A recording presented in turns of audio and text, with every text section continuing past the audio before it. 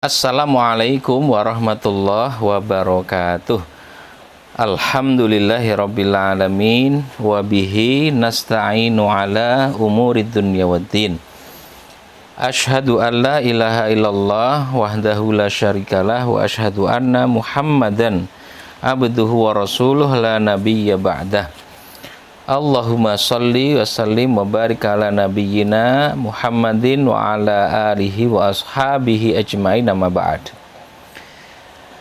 Jamaah Majelis Duha Masjid Al-Firdaus yang dirahmati Allah Subhanahu wa taala. Alhamdulillahirabbil alamin. Kalimat tahmid ini pertama kita ucapkan tentu dengan kesadaran penuh betapa Allah Subhanahu wa taala tidak pernah berhenti memberi nikmat kepada kita semua. Kesadaran ini akan memotivasi, mendorong kita untuk tidak saja mengucapkan dengan lisan, tetapi mewujudkan kesyukuran itu dalam bentuknya yang lebih nyata, yakni perbuatan taat patuh kita kepada Allah Subhanahu wa taala. Ya, atau ya lebih tepat lagi adalah mempergunakan nikmat yang Allah Subhanahu wa taala telah berikan untuk mentaati perintah-perintahnya. Disitulah kesempurnaan syukur itu betul-betul terwujud. Baik jamaah yang dirahmati Allah Subhanahu wa taala, tentu yang kedua sholawat dan salam mudah-mudahan tercurah kepada uswah hasanah teladan kehidupan kita Rasulullah Muhammad sallallahu alaihi wasallam, semoga tercurah pula kepada keluarga beliau, para sahabatnya dan seluruh umatnya. Mudah-mudahan termasuk kita semua. Baik, pagi hari ini kita mau ngaji bareng ya. Judulnya agar ibadah tak sia-sia. Ibadah kita fahami sebagai tujuan Allah Subhanahu wa taala menciptakan kita, yakni manusia. Dan ayatnya sudah sangat familiar ya. Demikian sering disampaikan dan kita sering mendengar ayat ini ya. Kama qala ta'ala, sebagaimana firman Allah Subhanahu wa taala, a'udzu billahi minasyaitonir rajim. Bismillahirrahmanirrahim. Wa ma khalaqtul jinna wal insa illa liya'budun. Tidaklah aku ciptakan jin dan manusia kecuali untuk beribadah kepadaku. Artinya Allah menciptakan manusia di samping juga jin, tidak ada tujuan lain kecuali untuk beribadah kepadanya. Nah, karena itu sepanjang kehidupan kita sesuai dengan jatah usia kita masing-masing seharusnya terisi ibadah, karena untuk tujuan itulah Allah Subhanahu wa taala menciptakan kita. Nah, apa itu ibadah? Ya, tentu kita harus memahami agar bisa mewujudkan perintah Allah Subhanahu wa taala tersebut atau mewujudkan tujuan penciptaan kita oleh Allah Subhanahu wa taala.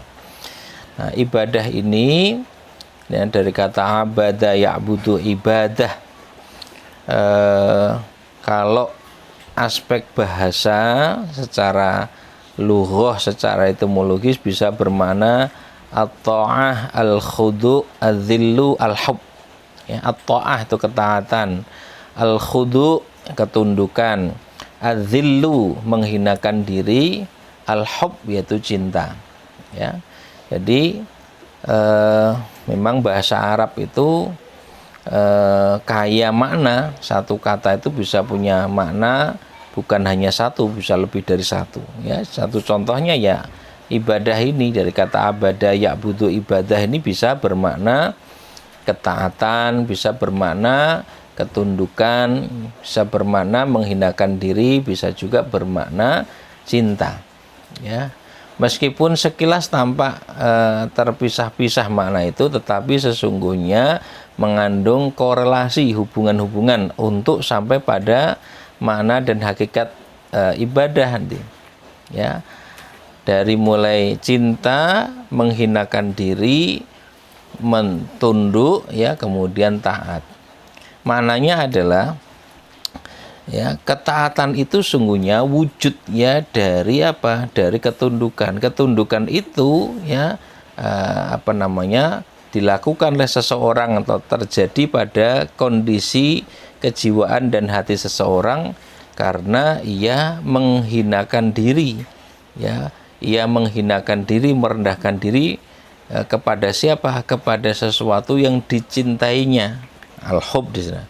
Jadi dalam praktek hubungan cinta, orang yang mencintai dan yang dicintai pasti akan terjadi bagaimana orang yang sangat mencintai sesuatu itu pada tingkatan yang puncak, ia akan menghamba kepada yang dicintainya, ya. Dan itu memang selayaknya hanya kepada Allah. Ya, kalau tertuju kepada selain Allah, maka disitulah terjadi kesyirikan. Nah, fenomena kesyirikan karena unsur cinta ini diungkap oleh Allah Subhanahu wa taala.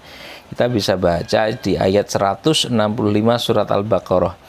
Wa minan nasi mayattakhidhu min dunillahi andada yuhibbunahum ka hubbillah walladzina amanu asyaddu hubbalillah. Ada di antara manusia yang menjadikan tandingan-tandingan sekutu-sekutu bagi Allah. Yuhibbunahum ka hubbillah, mereka mencintai tandingan-tandingan itu seperti mencintai Allah. Maknanya kecintaannya itu sampai menghamba. Segala tandingan-tandingan atau sekutu-sekutu tadi dicintai sedemikian rupa seperti mencintai Allah. Artinya pada kadar kecintaan yang selayaknya hanya kepada Allah saja, yaitu cinta yang menghamba gitu. Nah, maka Allah kemudian menjelaskan orang beriman tidak seperti itu. Walladzina amanu asyaddu hubbalillah. Adapun orang yang beriman amat sangat cintanya kepada Allah itu. Nah, baik. Jadi dari kecintaan ini kemudian ya menghinakan diri, menghamba kepada yang dicintai tadi. Nah, begitu merendahkan diri atau menghinakan diri ini, maka dalam hati dan jiwanya pasti ada ketundukan kepada sesuatu yang dicintainya atau pihak yang dicintainya. Wujud nyata dari ini semua adalah ketaatan atau kepatuhan. Nah, ini semestinya hanya sekali lagi tertuju hanya kepada Allah Subhanahu wa taala. Karena ini merupakan satu bentuk ibadah yang tidak selayaknya kecuali harus hanya dilakukan kepada Allah Subhanahu wa taala semata. Karena itu kemudian para ulama menyebutkan makna dari ibadah itu apa? Ismun jami'un. Ismun jami'un, satu istilah yang mencakup ya lima yuhibbuhullahu wa yardahu. Satu istilah yang mencakup apa saja yang dicintai oleh Allah dan diridhai olehnya.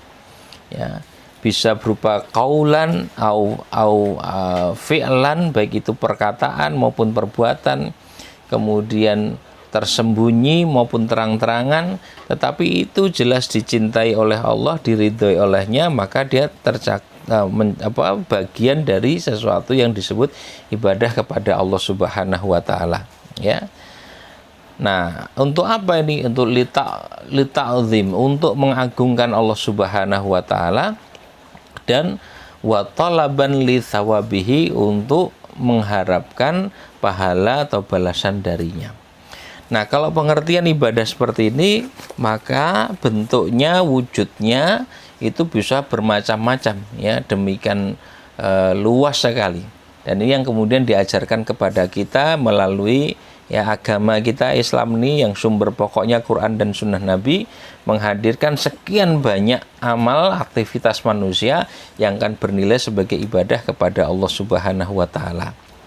Nah, maka berikutnya kita perlu tahu ya bagaimana amal-amal yang kita lakukan itu bisa menjadi bernilai ibadah di sisi Allah Subhanahu wa taala itu. Secara umum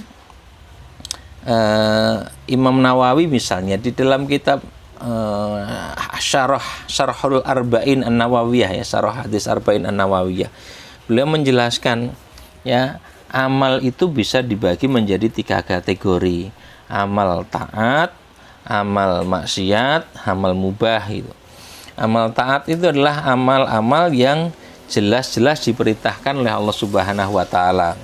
Apa saja itu kita bisa telusuri nanti di dalam ayat-ayat Al-Qur'an maupun hadis-hadis Nabi Shallallahu alaihi wasallam.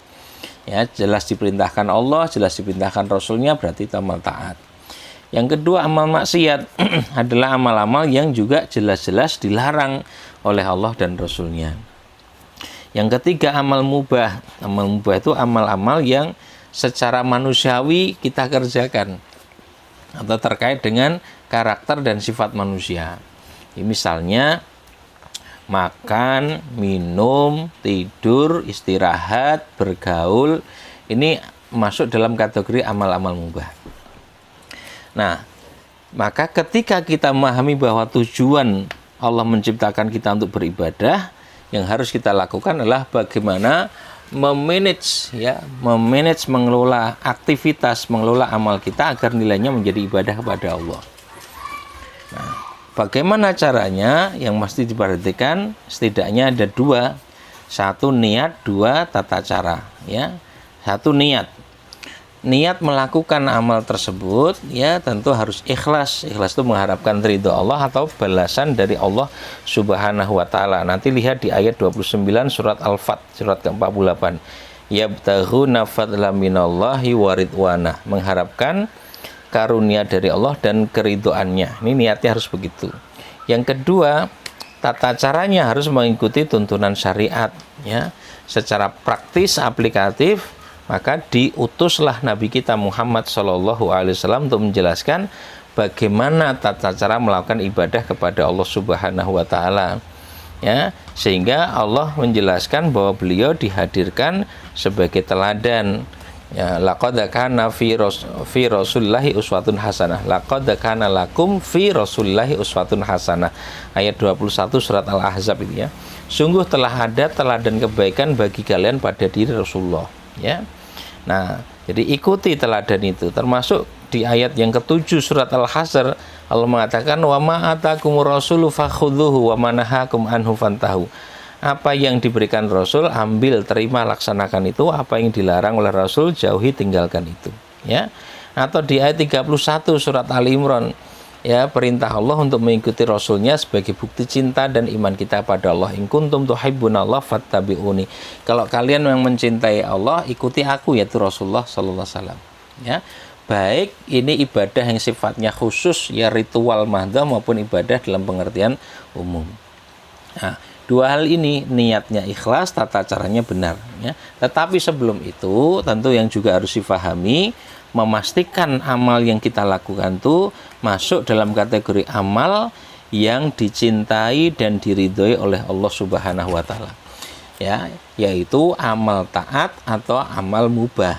Sebab kalau amal itu sudah masuk kategori amal maksiat, maka tidak bisa menjadi boleh atau halal atau bahkan berpahala kalau niatnya, ya, baik, nggak bisa seperti itu. Maka ulama membuat satu rumusan, al-ghayah la tubarrirul wasilah. Tujuan tidak boleh menghalalkan segala macam cara. Jadi kalau sudah masuk kategori amal maksiat, sudah pasti nggak boleh dilakukan, ya. Tapi kalau amal itu masuk amal taat dan amal mubah, maka asal niatnya ikhlas, tata caranya benar, ya, sesuai dengan tuntunan, maka semua itu akan menjadi bernilai ibadah di sisi Allah Subhanahu wa Ta'ala, ya. Demikian bagian pertama, ya, dari tema agar ibadah tak sia-sia, ya, menjelaskan tentang tujuan penciptaan manusia untuk beribadah kepada Allah Subhanahu wa Ta'ala dan syarat agar satu amal itu bernilai ibadah di sisi Allah dan diterima olehnya sebagai ibadah kepadanya semata. Wallahu a'lam bishawab. Assalamualaikum warahmatullahi wabarakatuh.